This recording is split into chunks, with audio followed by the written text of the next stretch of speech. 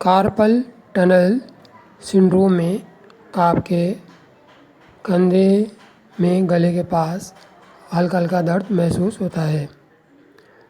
جب آپ ماؤس چلاتے ہو تو ہتھیلی کا پیڈ سخت ٹیبل پر ہٹ ہوتا ہے، اس پر دباؤ پڑتا ہے اور اندر نسیں دبتی ہیں۔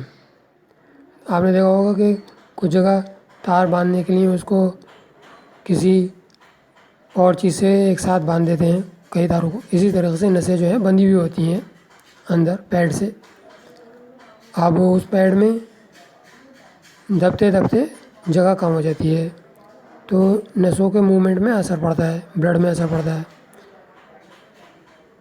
اب اس لیے اسے سنڈروم کہا جاتا ہے کہ پرابلم تو ہوتی ہے ہاتھ میں لیکن درد ہوتا ہے کندھے میں۔ سنڈروم کا مطلب یہ ہے کہ پرابلم کہیں اور ہے اور درد کہیں اور ہو رہا ہے۔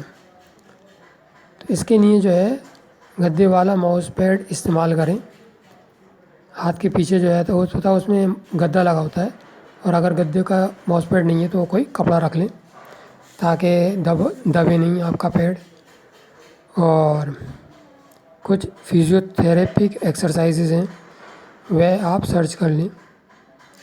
مجھے بہت دن تک ہلکے ہلکے یہ درد ہوتا رہا، پتہ ہی نہیں چلا، سمجھ میں نہیں آیا، پھر ہلکے ہلکے تھا اس لیے اوائڈ کیا۔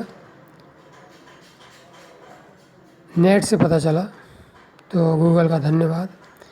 ایک ناسا کے سائنٹسٹ ہیں، وہ دکھا رہے تھے کہ ان کا پورے ہاتھ میں آپریشن کرانا پڑا، آپریشن کر کے ان کا جو ہے وہ پیڈ کاٹا گیا، اسے بڑا کیا گیا۔ اور اسی طریقے سے کارپل ٹنل سنڈروم ہوتا ہے، وہ اسمارٹ فون کی وجہ سے ہوتا ہے۔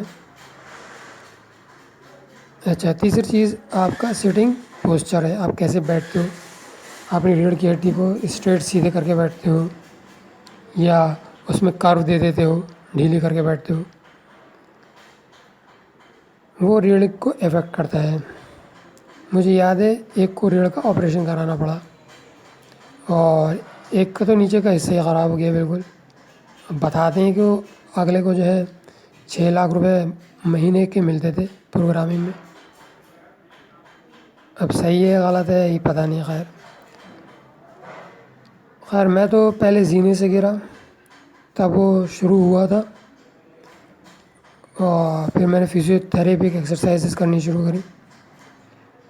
دھوپ نہیں دکھاتا تھا، مجھے سمجھ میں نہیں آئی، لیکن بعد میں نے دھوپ دکھانی شروع کری تو دھوپ دکھانے سے بیٹر ہو جاتا ہے۔ تو اس کی بھی جو ہے آپ فزیو تھراپی ایکسرسائزز ہیں وہ ڈھونڈ لیں یا پھر آپ فزیو تھراپسٹ کے پاس کنسلٹ کر لیں، ان سے پوچھ لیں۔